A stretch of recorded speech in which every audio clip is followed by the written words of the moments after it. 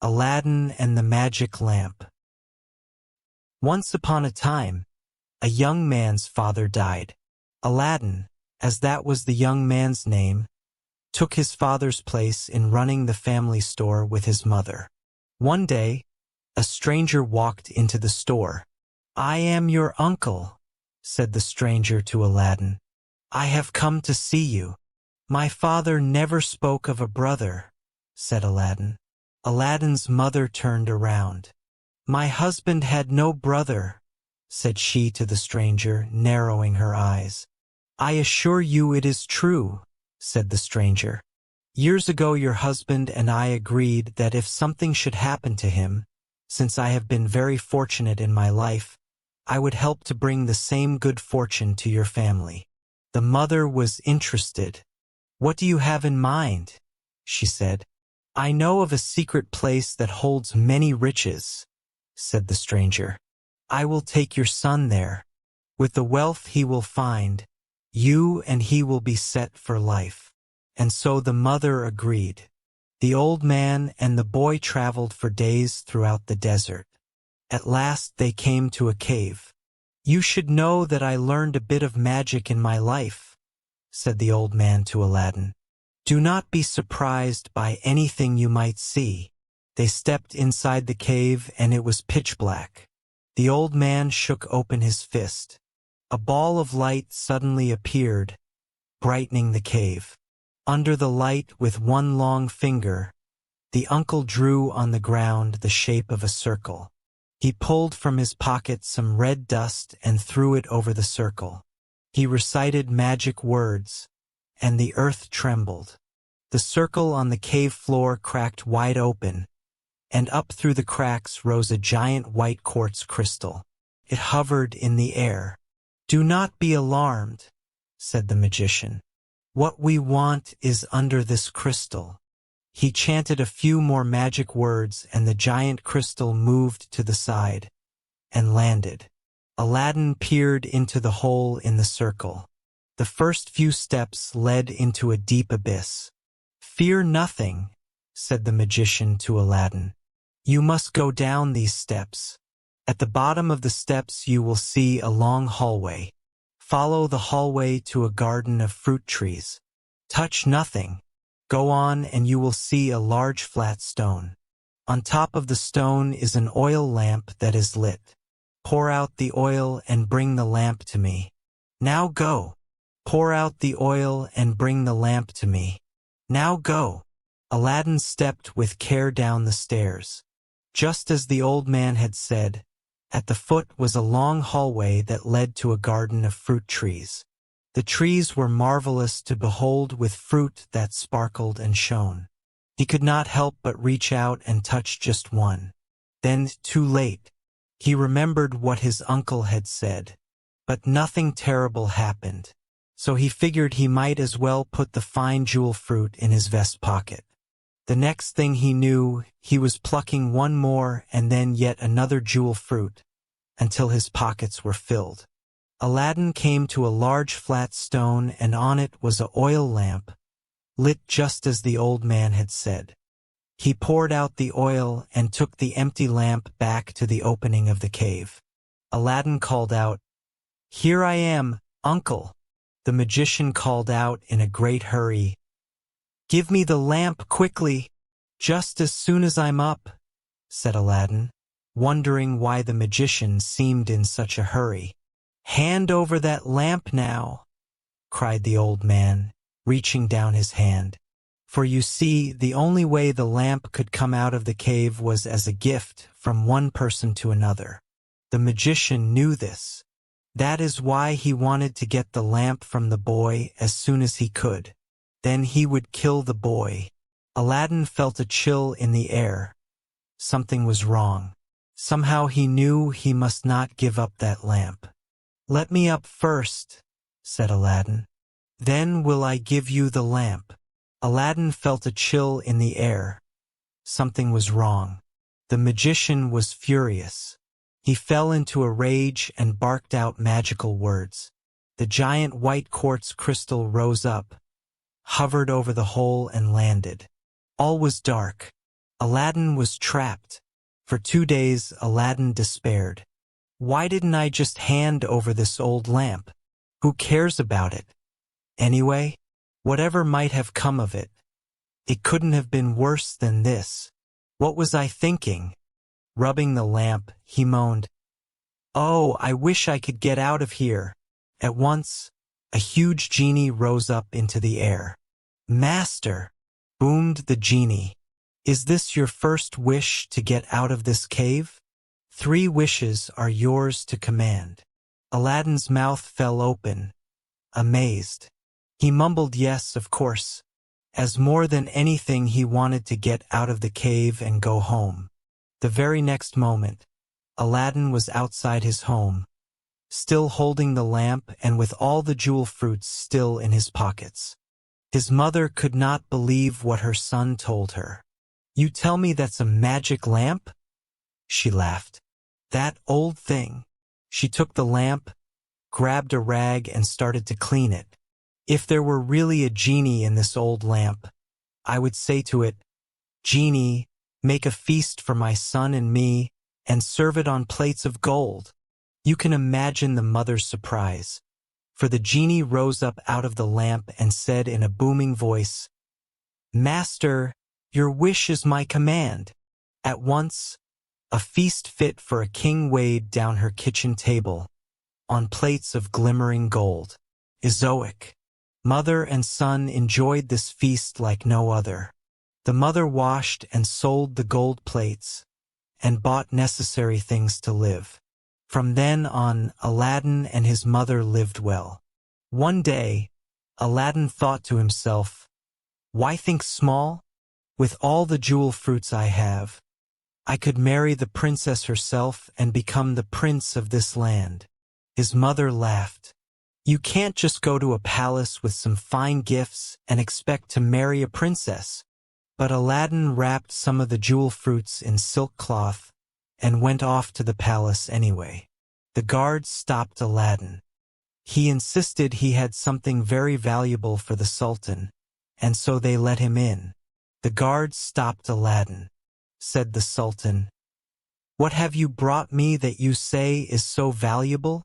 Aladdin showed the Sultan the jewel fruits. The Sultan was impressed. "If you are as worthy of my daughter as you say, you must bring me 40 golden trays of the same gems, carried in by servants." Aladdin went home and told his mother of the Sultan's demand. "It's no problem," said she. "I still have 2 more wishes. I will call for the genie." So she rubbed the lamp and made her second wish. Before long, Aladdin was again at the steps of the Sultan's palace, this time with 40 golden trays of the jewel fruits, carried in by as many servants. The Sultan was pleased. "But you cannot think this is enough to win the hand of my daughter," he said. "To truly win my favor, you must build a golden palace for my daughter and you to live." Ezoic. Aladdin brought back this news too, to his mother. So for her third wish, the mother asked the genie to create a golden palace. The next morning, right outside the Sultan's bedroom, appeared a huge golden palace, gleaming in the sun. Aladdin's story. Meanwhile, back at Aladdin's home, his mother said, "It is time for you to go, my son, to meet your princess." Her wishes spent, she gave him the lamp. The next morning, the Sultan called for his daughter. "Look at this palace," he said, pointing out the window.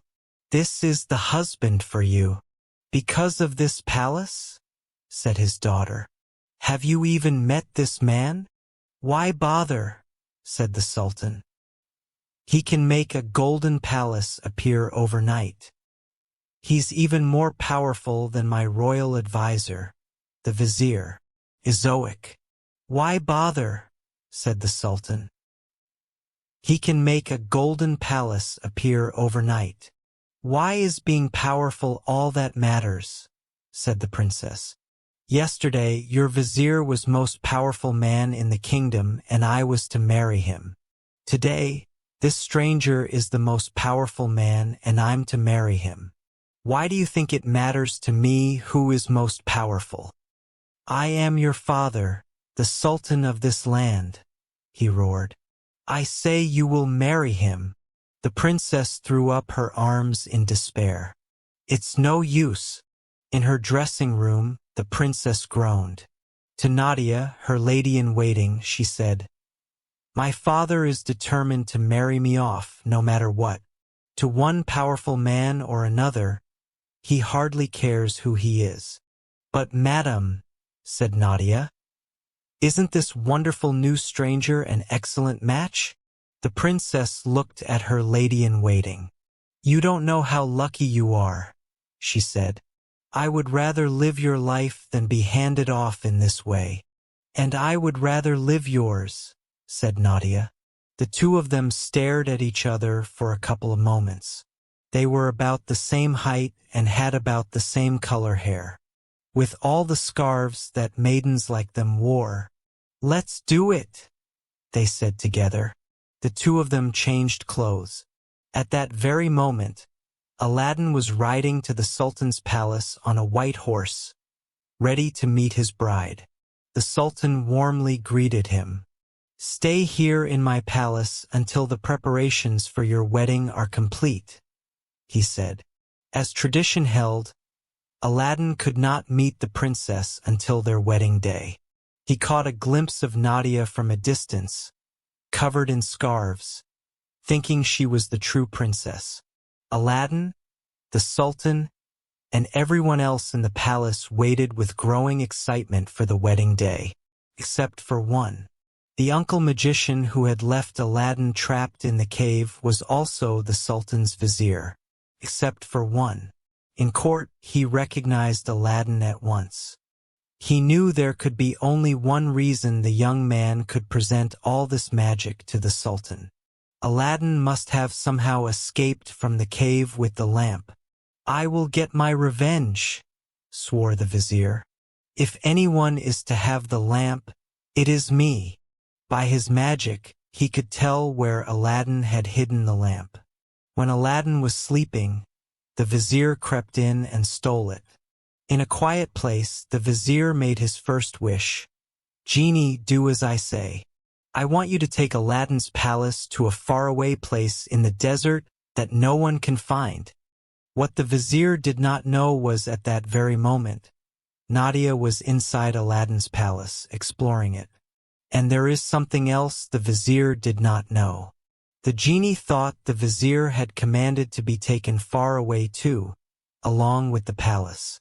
So the genie sent the vizier, the golden palace and Nadia, all together to a faraway desert. The next morning, the Sultan awoke and saw nothing outside his bedroom window where Aladdin's palace had stood the day before. The next moment his servants rushed in, announcing that the princess was gone. Furious, he called for Aladdin.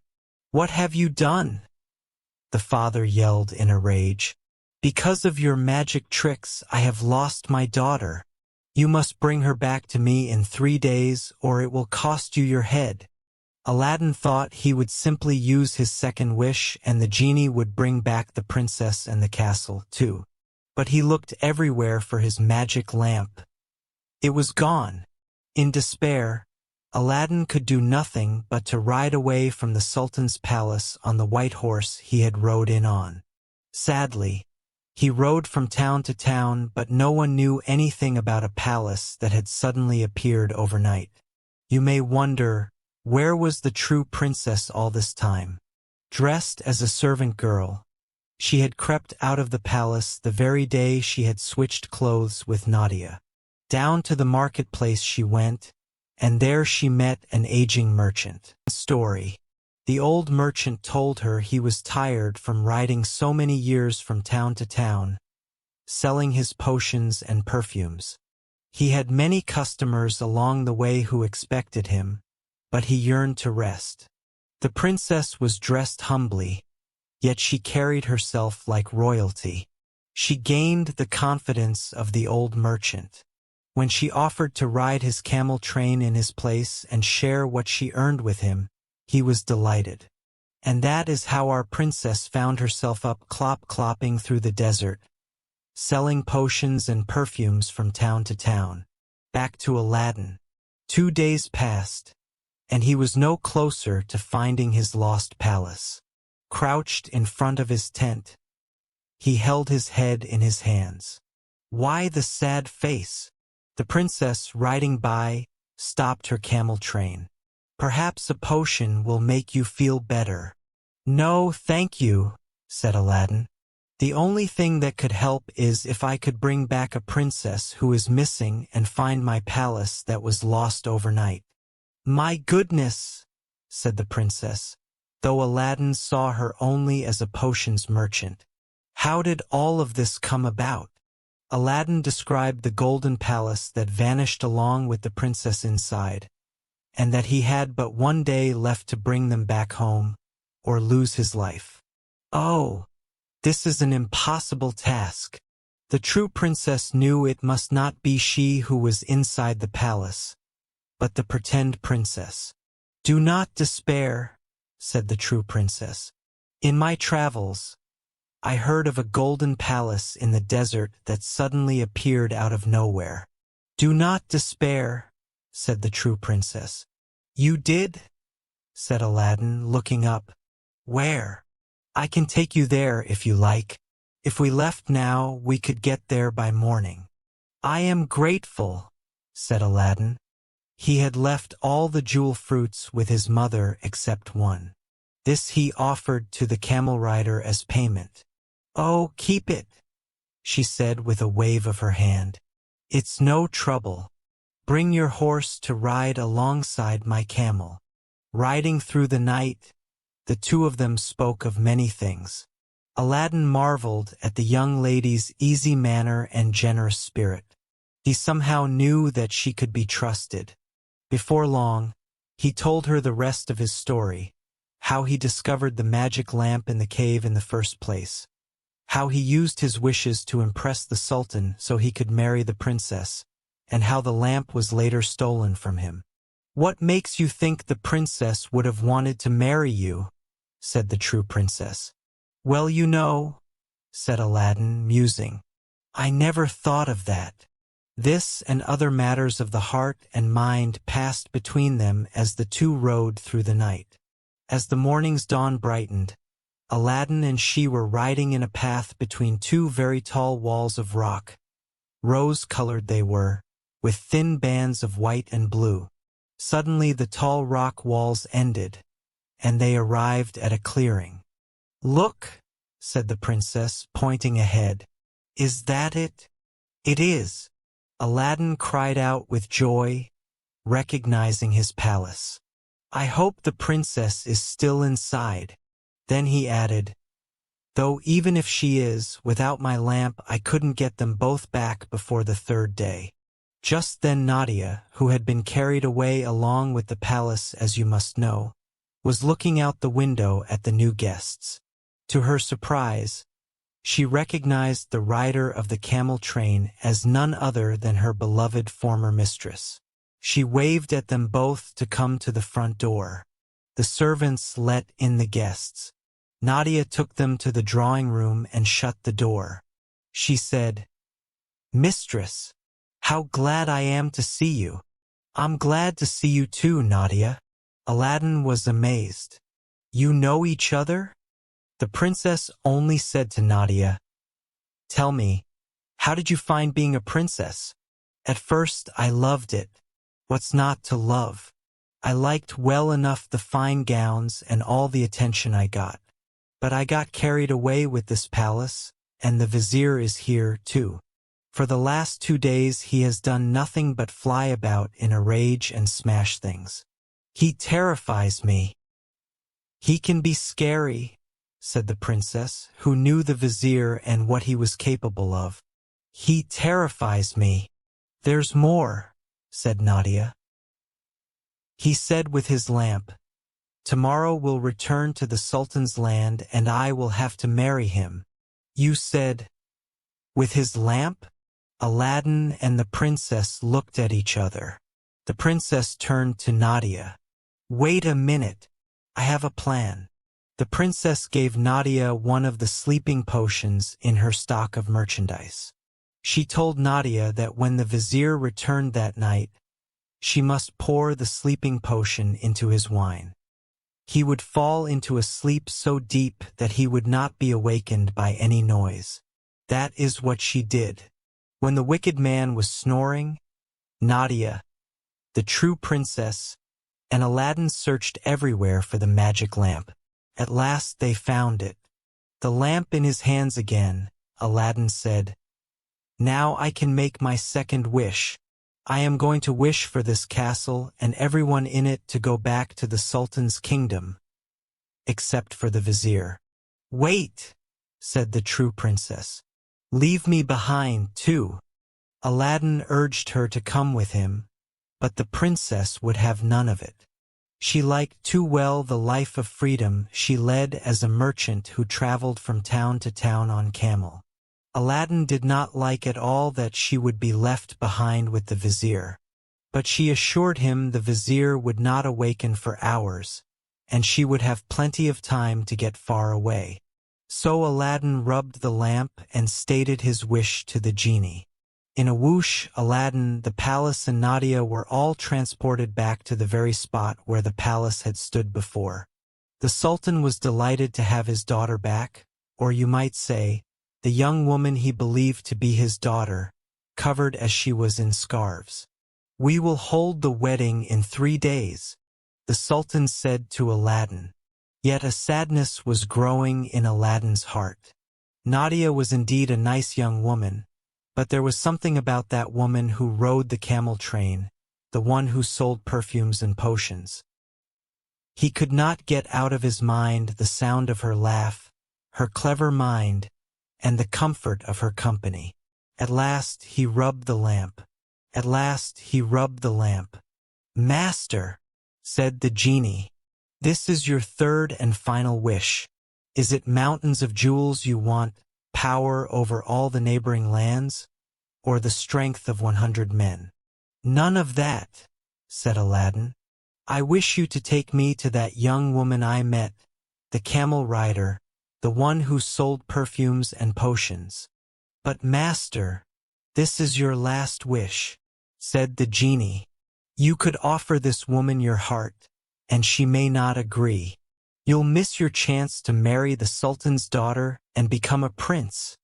"I don't care," said Aladdin. "I must tell this woman what is in my heart. Whatever comes of it, so be it." So Aladdin made his third and last wish and was whisked to the true princess. He shared his feelings with her. The princess told him her secret, that she was actually a princess and now was happier living as a traveling merchant. Aladdin said he wanted nothing better than to spend the rest of his days with her by his side, princess or not. They agreed to travel and have adventures together. It was not long before her feelings matched his own, and the two of them decided to marry. Then, such surprising news! Aladdin and the princess learned that the Sultan had suddenly died. Said Aladdin to his new bride, "Since your father is gone, would you consider returning to your father's palace? We could rule the kingdom side by side." As a last goodbye to their life on the camel train, the princess mixed 2 magical potions. One sent the gold she had earned selling potions flying back to the merchant she had met in the village. And with her second potion, in a cloud of smoke a magic carpet appeared. On this magic carpet Aladdin and the princess flew back to the palace. Nadia was very pleased to see them. She gladly stepped down to serve again as lady-in-waiting to the princess. Having to settle disputes and make important royal decisions was not at all what she had in mind. From then on, Aladdin and the princess ruled the kingdom wisely and well. They lived happily ever after, as may you.